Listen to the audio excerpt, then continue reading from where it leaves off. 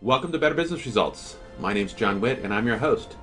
Today our guest is Jonathan Knaus. Jonathan is president of Seagull Business Consulting. Seagull Business Consulting is a focal point franchise, much like BusinessWhitt is a focal point franchise. However, every coach has their own style and their own approach to how they service their clients and how they help their clients become more effective and more successful. Jonathan, thanks for being on the show today. It's a pleasure, John. Thank you very much for having me. So why don't we start out by saying sort of what is it that you do? And again, I think everybody's different, right? What is it that you do and why is it that you do it? Right. Well, I love what I do because I'm able to work with business owners to be able to allow them to achieve the lifestyle that they want while driving the income that they would like to have. So when I'm working with a business owner, they are passionate about what they do. They really enjoy the area that they're focused on, the services they're providing. But a lot of times they get overwhelmed by all the different things they have to do in their business to be successful, and they lose the whole lifestyle concept of why they began offering that service or starting that business in the first place. And I think that's just one of the things that I can really work with them, because the beauty of where I'm living right now, I live in South Florida, and lifestyle is an incredible portion of everybody's life. We live near the water, we have the ocean, we have the intercoastal, and for a business owner to be able to, number one, build and grow their business at the same time, they can get all the benefits of being in this area and spend that time with their loved ones, with their family, with their friends, is to me just a phenomenal reason why I enjoy what I do. Yeah, there's a reason why you live in South Florida, right? Absolutely. I mean, I'm in California. There's a reason why I'm in Southern California. Lifestyle plays a huge role. We talk about a sunshine tax here. I'm certain you've got a sunshine tax in Florida as well. I mean, it's one of the reasons why we spend the money or pay the price to live in these areas. So why did you choose this profession? Why is this working for you? Well, John, I spent 29 years in the corporate world, and I worked with corporate executives and other people to be able to be successful in that environment. However, I found that there was a very constricting environment in the fact that you would make decisions, you would agree on actions, and then it was like trying to get people to coalesce around that concept and take those actions was almost impossible to get them to start moving forward.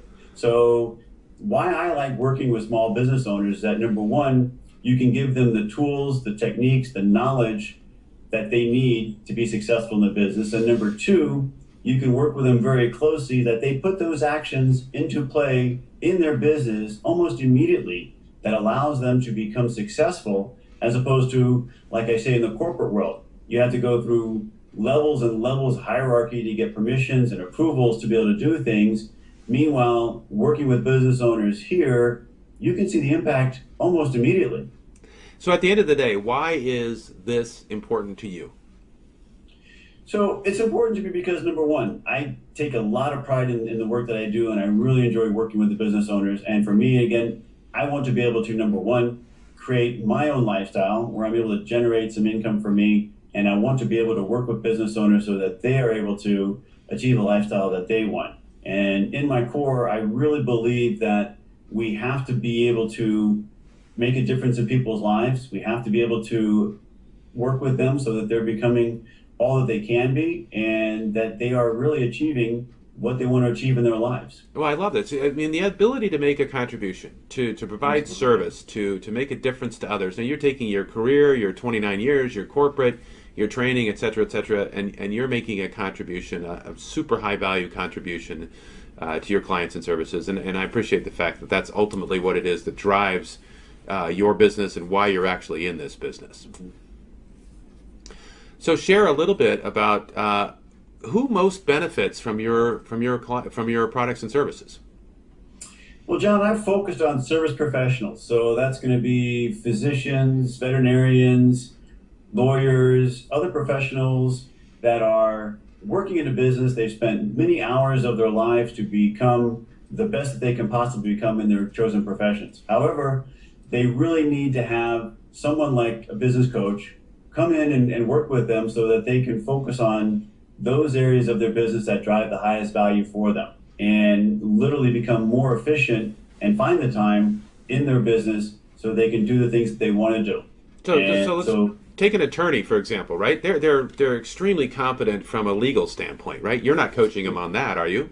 No, no, definitely not. They have a full understanding of the law. What we do is work with the attorneys to be able to become more efficient and build their business and build the practice that they want to. Now, a good example of this is an attorney that I work with who joined my group coaching class. And before she joined my group coaching class, she had not taken a vacation for 2 years and had a 2 week backlog of clients and was not able to get out there and find more clients because she had this 2 week backlog, and she felt very overwhelmed by the work she had to do even to get caught up. So you're explaining a little bit about the challenges that she experienced. So Absolutely. she had a backlog of work and wasn't able to take a vacation. What else? And she wasn't able to market the business to be able to attract more clients so they could grow the business and create a whole level of income coming in from additional clients that would be able to help her grow her business and then potentially position it so that she could sell it in the future so that you would have a desired level of income that somebody else would want to pay a price for as they came into that business. So I suspect other attorneys, and there's plenty of them out there, right, experience similar challenges and issues. That's very, very true. So what's your first step in solving these types of challenges and issues? So we went through a process of doing a personal strategic plan, which allowed my attorney client to get clarity on what was most important in her life and where did she want to spend her time. And after we went through several months of coaching where she identified what were the key areas that she wanted to focus on in her life, she was able to, number one, take the backlog of work and reassign some of that work, number one, to her paralegals so that they were able to do a lot of the foundational work on these estates and drafting these wills. So before we get on to the results, because we're going to talk about the results in just a minute, I mean, the personal strategic plan was a key component of how you helped her get. What else did you do? What are the other ways that you helped solve her challenges? Well, we also did a full DISC assessment. That's one of the first things we do with our clients is to be able to sit down, have them perform a behavioral profile assessment so that they can identify their styles, how they relate, and also some communication activities that they can work on as well. So we actually got a lot of clarity into digging into what was her preferred style of working, how she liked to communicate, how she communicate with her staff, and then to be able to set some goals for her in her business so that she could start working on some areas that she could focus on. So you got the personal strategic plan, you did the DISC assessment, and then Absolutely. you do a little bit of a dive into the different components of her business or the client's business? Well, we didn't get that much detail into her exact business, but what we were able to do is to really kind of focus on what was important to her and get some clarity around that. And one of the techniques I like to use after you get some of that clarity on what her goals are is, number one, offer them the ability to say, write out your goals every single day so you can focus on those areas of your life that are meaningful for you. And once you get those daily goals set up, then you can actually define what activities are the most important activities for you to do every single day. And once you do that, you can also then build a block schedule. And the block schedule says, if I want to be able to spend some time with my loved one and have a date night every single week with them, then I put that on the calendar. If I want to be able to have some time to do some spiritual thinking and some spiritual meditation, I put that on the calendar. So that it really becomes establishing the discipline of being able to focus on what you want to do. And a lot of people kind of think, well, is that limiting? Is that constricting in the fact that I'm putting that into my calendar and I'm saying I want to do this at every single time, every single day? It actually becomes more freedom enabling in the fact that it says, I know I'm going to get this done, so now I can put it into my calendar and I'm going to focus on it. And it's something that I'm going to accomplish, and I don't have to worry about, will I find the time to be able to do it? Well, I've read that the number one reason why people don't get things done that they want to get done is because they don't allocate time to it. Absolutely. If you're going to buy something, you have to allocate some money to it. We're usually pretty good at that. Often we put together a budget. But rarely do we effectively allocate time off our calendar. And the number one reason that people don't get things done is because they say, well, I just didn't have time for that. But the reality is that they allocated their time differently, right? They had the same amount of time today as they had yesterday. That's right. but they decided to choose to do something else. And so when you put it on your calendar, and this makes total sense to me, when you put it on your calendar, you're saying, hey, this is important. I need to get this done, right? As opposed to maybe some of the other things that I've been doing, right? It's a reallocation of your priorities and reallocation of your hours. Absolutely right, John. And again, it's one of those things that it's kind of amazing, right? People don't really value their time as much as they should. And in actuality, I mean, again, the things you should value the most are really the things you get for free, which is your time, right? Your time is what you allocate. It's your spirit, your love, everything else you want to give to people is what you should value most, as opposed to monetary assets or money or various things as well. Those things are all they're all fleeting in the moment. They're transitory. Transitory, exactly right. So if you focus on spending your time on those activities that you really want to get the highest value out of, then that is where you really get the freedom to be able to do the things you want to do in your life and accomplish the goals you want to accomplish. So, Jonathan, share a little bit about the results from this attorney client that you're talking about. Okay. So soon after we got completed with the coaching, she was able to book a 2-week holiday where she went down to the Galapagos Islands in the Amazon jungle. And she was disconnected from her office for 2 complete weeks. And that really freaked her out in the fact that she was afraid if she had lost connection with the office, what would actually happen? What would be the result for the clients, the personnel she had, the paralegals? Would they be able to handle doing all this work when she was away? And she found out that, yes, number one, they actually could. Number two, we also sat down and said, what are your highest value tasks? What do you get the most value out of in your practice? And she said, well, you know what? Real estate transactions. I don't make a whole lot of money on them, and they take a tremendous amount of time. And there are some competitors around the corner who are doing it cheaper than I would actually do it for. And so I'm going to get out of that business. Number two, she had a 2-week backlog in getting the wills completed and the contracts for power of attorneys that she had to get completed. She said, I'm spending way too much time working on the foundation documents. So she had her paralegals build the foundation documents, and she worked with those documents to be able to add in the customized pieces that the client wanted to have. So it was the added value of saying, how do I customize this for what the client really wants to have in their will and in their estate? And she really cut her time from being able to do 2 documents a day over 8 to 9, 10 hours, down to the ability of she would only spend 1 hour on one document.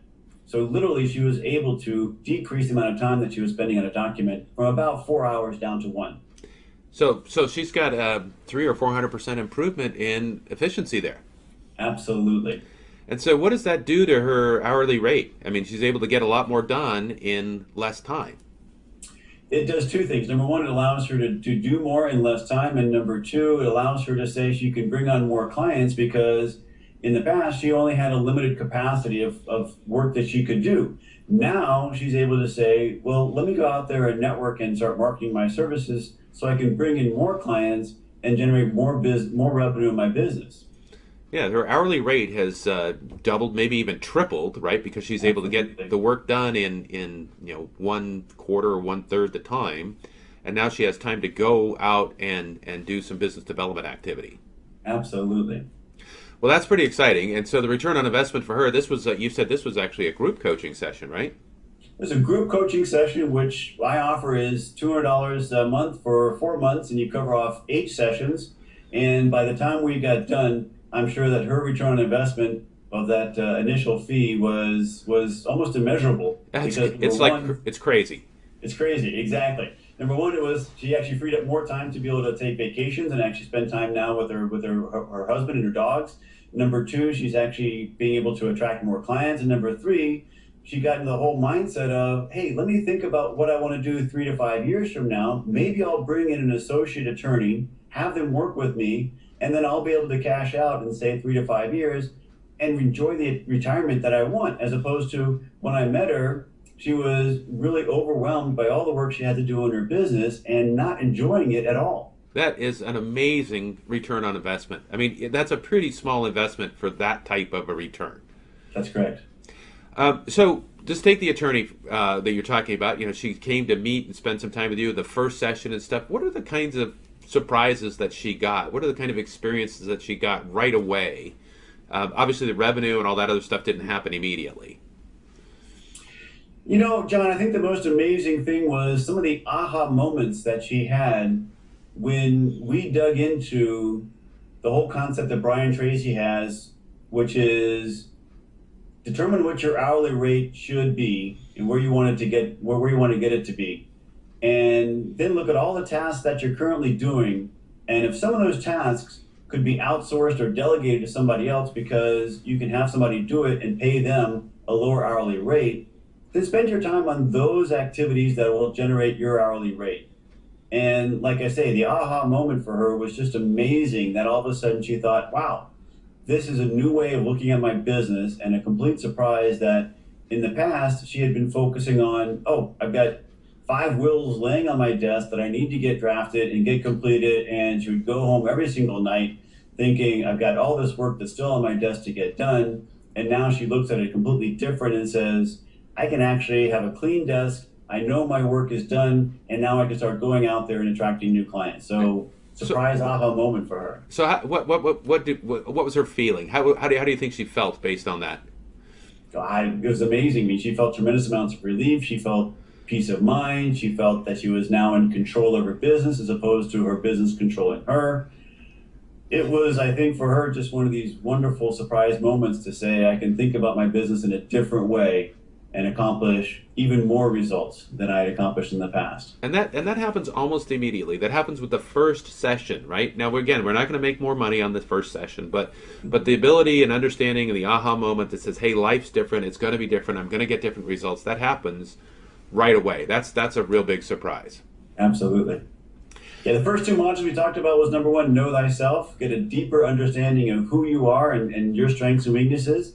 And the second topic was know thy business. Really take a deep dive into your business to understand what are the key performance indicators in your business and what results do you want to get out of your business, and are you tracking them properly? Yeah, and boom, aha. Absolutely. Like, wow, didn't think about that in the past. Well, I really appreciate your story. I mean, what you're doing and the difference that you're making to the lives of your clients is huge, and it's great to hear. At the same time as you're helping your clients, you're also a small business owner. That's correct. And, even coaches need coaches. I have a coach. You have a coach. We did a little bit of a coaching exercise before we got started here on the show.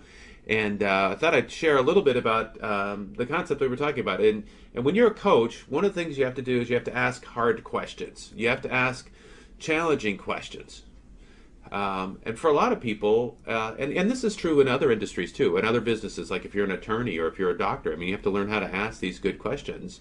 And so some people, there's a little bit of a learning curve that helps do that. So I'm going to go over the 4 stages of learning, and then I'm going to go over a principle called the Johari window with you. And we can integrate with that and certainly make some comments as we go along. And then we'll say, listen, based on this information, what can you do to your business? How can you make your business more effective? And so what I did is I just introduced you to this thing called the Johari window, right? So in the 4 stages of learning, we draw this little S. This is the learning curve, right? I like it because it looks like the learning curve. And the first position for anybody is a place called unconscious incompetence. And this is where you don't know what you don't know. And it's really challenging because it's not possible realistically to move from this space by yourself. You need some outside stimulation. Once you see something, hear something, read something, then you will instantly transition to stage 2, which is called conscious incompetence. So when I said Johari window, you moved directly from unconscious incompetence to conscious incompetence. And this basically means you know what it is, but you don't necessarily know how to do it, right? Right. So what we're going to do today, our next step, is move you to a place of conscious competence. This is where we're going to talk about how does the Johari window work with respect to asking questions or learning to generate greater relationships that allow you to ask deeper, more probing type questions. Because not every business owner is willing to give you all the depth without the relationship being developed effectively first. Mm-hmm. Once we understand it, then we can practice it, and with feedback and practice, we can move to a position of unconscious competence, which is essentially a level of proficiency, right? This is a level of proficiency where we say we know what we're doing, we know how we're going to do it. Right. So let's do this thing with the Johari window, and I'll talk you through it, and then you make some comments with it, right? So I want you Okay. to imagine a room, a house with 4 rooms. Okay. All right, and one of these rooms, you and I both know the furniture that's in this room. We know everything that's in this room. It's a shared room, right? Okay. But one of these rooms is my room. I'm the only one that knows what's in that room, right? And one of these rooms is your room, and you're the only one that knows what's in that room. And then the 4th room is a hidden room where neither one of us know anything that's in that room.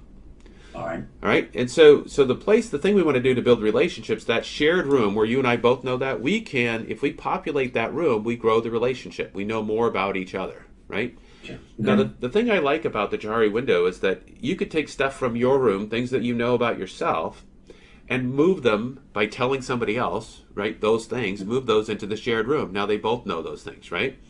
Okay. And when you share, maybe some concepts about your business or your ideas or your experiences, et cetera, then the other person will often reciprocate, because reciprocation is one of the oldest tools in mankind, right? They will often reciprocate with a similar comment or a similar share with the same topic and the same information that you have. So if you say, hey, listen, my goals as a small business owner, you have them, I have them, we all have them, are to grow my business and do this and provide more service and make a difference, then the person you're talking to will often communicate what their goals are, what their information is, right? So we're able to control and manage what goes into that shared room, right? So if you would like to know some information about the other person, you share that information about yourself first, right? And then they'll share second. And the nice thing about this is that you're in control. Right. No, that's excellent. Excellent technique. Yeah, you get to decide what's in that. Now, the other thing is the hidden room, right? Hmm. Now, there's some things in that hidden room that relate to you, and there's some things about that hidden room that relate to whoever it is that you're talking to, right? So, how do you think you could? How would you be able to identify some of those things in a hidden room for you? Well, for me, it would be getting some independent assessments or maybe some surveys or various things as well. Do some questionnaires.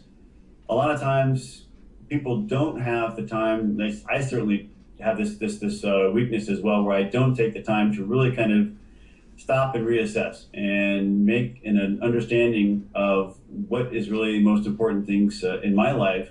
And that's what I love doing around the end of the year, where you can actually do a whole planning session for yourself to really focus on what are your goals and what do you want to move forward with. And when you try to pull some of those pieces out, it's very powerful. But then number two, I find myself trying to move through those rather quickly and not really going into the depth of, okay, well, why is that important to me? And as you mentioned, one of the key techniques we can use as coaches is to ask why 3 times and really kind of dig deep on it. Now, that's been a weakness of mine, the fact that I tend to not want to go into people's personal areas, but like you say, with using the Johari room, I'll be able to share some of the goals I've got in my career and my business, and also the challenges that I face with business owners. And then you come to a common level, common playing ground of playground of being able to say, these are the areas that we both share, and let's identify some tools and techniques we can use to move from where we are now to where we want to get to. So even if I wanted to bring this up. You had mentioned the DISC profile with Right. your attorney client, right? So that is a tool that helps uncover what's in the hidden room, right? Exactly. Because that comes out with a lot of information about strengths and weaknesses and preferences and all kinds of stuff, right? Sure. Very Once you true. take the assessment, then that information instantly gets transmitted into your room, and then you can decide what you want to transmit into the shared room. Mhm. Right, and then you have your clients as they become on board and they take the assessments, then they're able to do that thing, and you end up increasing the value of the shared room and increasing the opportunity for deeper, more valuable discussions. Mhm. All right, Absolutely. so Johari window, understanding the Johari window, right? What are Okay. what is something you could do different right now that you know the Johari windows? What will you do, or what do you think you could do differently to advance your capabilities in asking more challenging questions? Well, again, having that understanding of the shared room, I think that's very powerful. And being able to have a conversation with somebody, if I'm asking some in-depth questions about, let's say, what are some of the challenges they're facing in their business, and people have a vulnerability there. They're not willing to just all of a sudden share immediately what are some of the challenges they face and what are their emotional triggers as well that go along with that. So what will you share? What are you going to share? What do you think is important to push into that shared room first? Well, I mean, again, one of the things I normally talk to people about is the fact that as a small business owner, one of my primary goals is to be able to attract clients and to be able to make that connection and develop a relationship with prospects or individuals that I meet, so that number one, they know me, they like me, they begin to trust me. And I have a challenge in the fact that I need to be able to create that rapport with people in the right context so that we're able to share some of the challenges that we have. I mean, again, for me, it is a challenge finding clients. And number one, it's always, I think, for every single business out there, they're always looking for more clients and better clients. So you can share that it's to share that with the business owner. You could share that acquiring clients is one of the challenges for your small business, mine too. Everybody has that, right? And then you could share what are the ways that you acquire clients or you attempt to acquire clients today. Well, I spend a lot of time in networking events and a lot of time just meeting people. And I can honestly say that one of the frustrations I have is not necessarily knowing that the time I'm spending in either networking events or at various other connections or business events, I'm spending the time with the right clients, right? The right prospects that would be able to, number one, get the benefit out of my service. And so I find a little bit of a frustration in the fact that you can spend time in a networking event, spend a lot of time meeting people, and that's what I do very well because I have a lot of energy and enthusiasm. I'm very positive, so I can meet people very well and people are attracted to me. But then I need to be able to go beyond that next step to say, okay, are you a prospective client in the fact that you have a desire to improve your business, a desire to learn and to change, to become vulnerable, to understand better how you can put your business into the right prospect of moving forward with it. And number two, are we the right fit, right? I mean, again, are we going to have the right connection so that we can build that level of trust and that level of understanding each other so that we can work together for a period of time? Because in coaching, you really need to find a 6 to 12 month minimum kind of window so that you can start to get the impact in the business that you're going to have. And yeah, that's where the big results are going to happen. That's where the big results come. And if you're working with somebody who perhaps isn't fully committed or doesn't understand the full value of coaching, they think that they've been doing it, they know it all, and they're not open to listening to suggestions, then unfortunately that's one of the times where I say, okay, fine, maybe I'll come back to you in a few months and we'll have another conversation. But at this point in time, right now, this is well, let's take that for just a minute, right? Let's just say that you are meeting somebody, being together and working together. Let's say you're meeting somebody, and you could share with them that your big challenge, one of the big goals that you have, is acquiring more clients. They could then say, yeah, that's one of my goals, right? Absolutely. And then you could share your networking strategy, and you might share your frustration with the networking strategy because it is challenging, right? It's about how do I find the right people, the right place, right? And then they could share what their success rate is with networking, what they like and what they don't like, right? Yeah. And then, then it's possible that you could take that to another level and say, well, what are some of the other marketing strategies that you use, right? Absolutely. And so now they're communicating some more information to you, and you've done it because you started the sharing process. That's right. Right? So you could share your desire to acquire more clients. What else would you share? Well, a couple of things. Number one, like you mentioned, I would talk about the different marketing strategies that I've got. As a matter of fact, I'm working with a veterinarian right now, and we're looking at all the different tools he's using to be able to attract clients. And the second piece is, how do you track the conversion rate? So let's say you're going to be able to put some advertisements out in magazines, right? Are you tracking that when clients come in the door that they're saying, oh, I saw this ad in this newspaper, and so that is what brought me in to have a conversation with you, or that's what made me get on the phone and actually call you. Maybe they saw, again, a brochure, or they were given a referral from one of the local pet stores. And when that pet store refers people and they walk in, they say, hey, I got this great referral to come in and have a conversation with you and to see if you can help me with my pet, then that's a great way to be able to understand, was that an effective tool to be able to attract clients? And so many businesses out there are really kind of spray and pray as far as trying to get awareness, but they don't measure the conversion rate of, was that particular marketing strategy effective in having a customer call, making a walk-in or any other connection with them, or going to their website so that they know how that customer was attracted to their business. So let's talk about sharing for a minute, right? Now you shared a little bit about a veterinarian, right? But what could you share about you? Okay.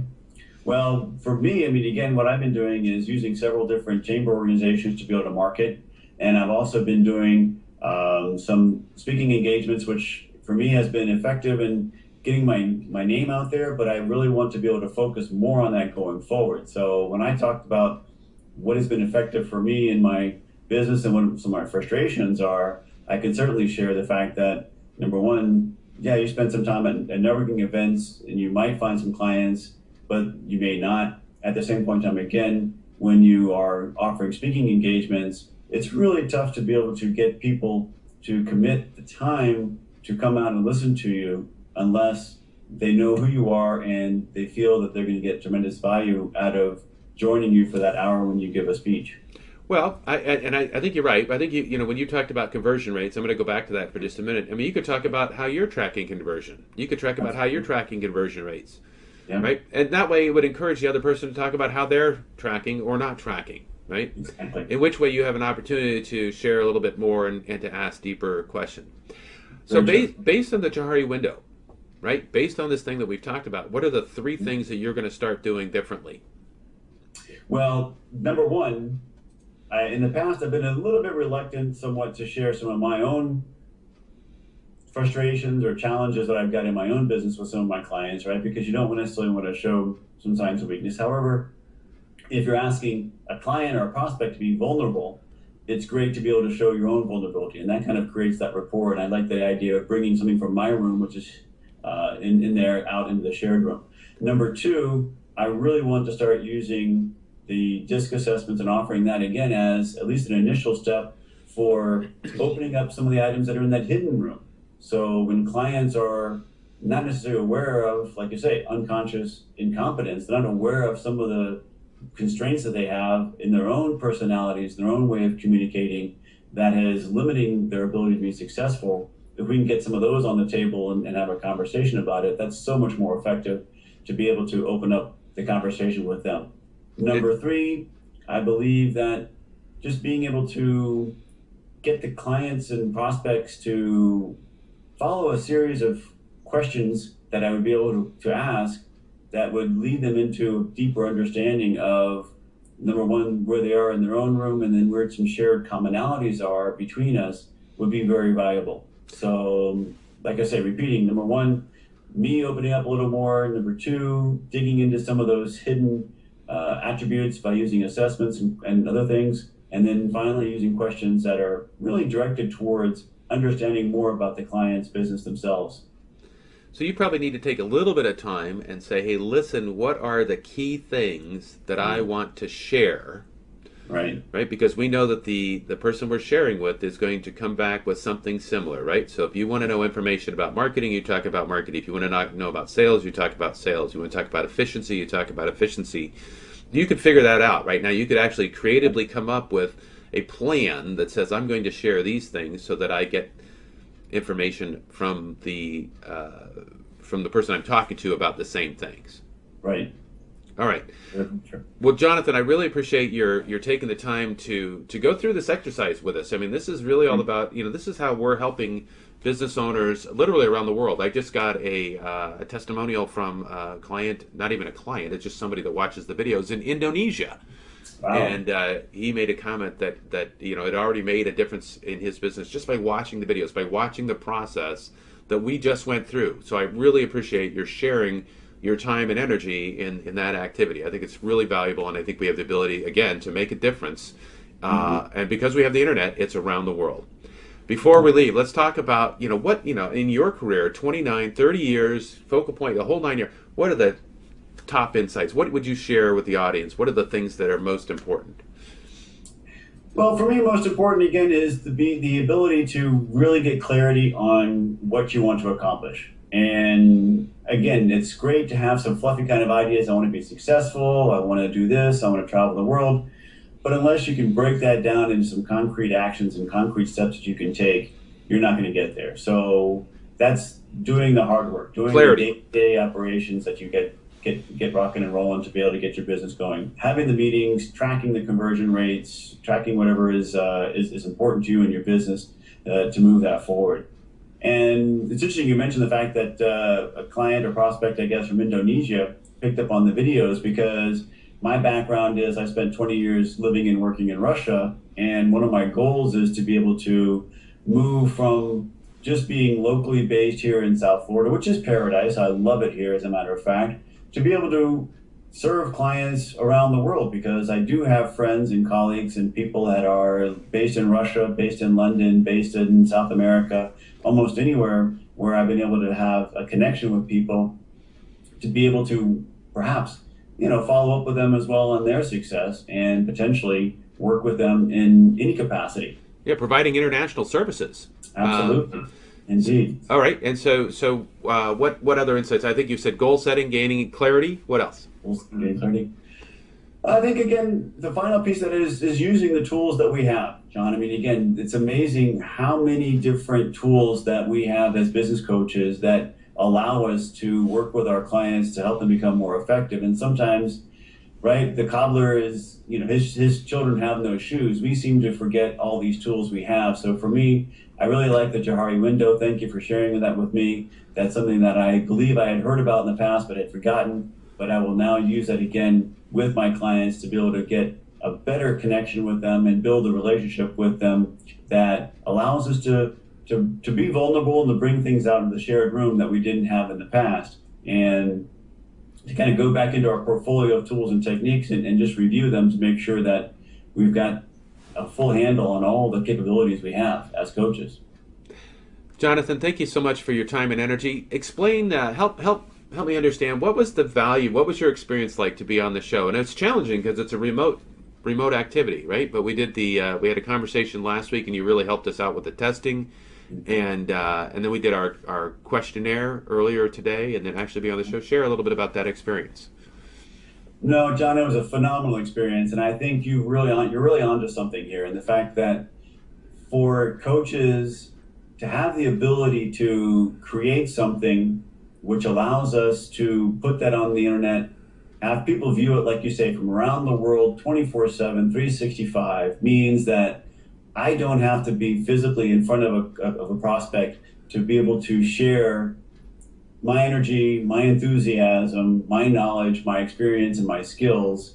So by being able to create this wonderful tool that you've got here of just sharing 30 minutes, 40 minutes of time together and allowing people to make that connection, to me is incredible. And that's something that I really want to be able to build into my practice in 2016, which is learning more about how to use video blogs, putting together some techniques and tools out there into the stratosphere, as it were, that allow people to be able to, number one, learn more about what they can do in their business, and number two, get a connection with me. And so I think this is a great opportunity for every coach or every business owner, as a matter of fact, to be able to start to explore how to use some of the technology that's coming about in the 21st century to allow you to really kind of be visible in lots of different avenues, lots of different areas around the world. So thank you very much for the opportunity to be on your show. Well, Jonathan, I really appreciate your comments. It's been a pleasure to have you on the show.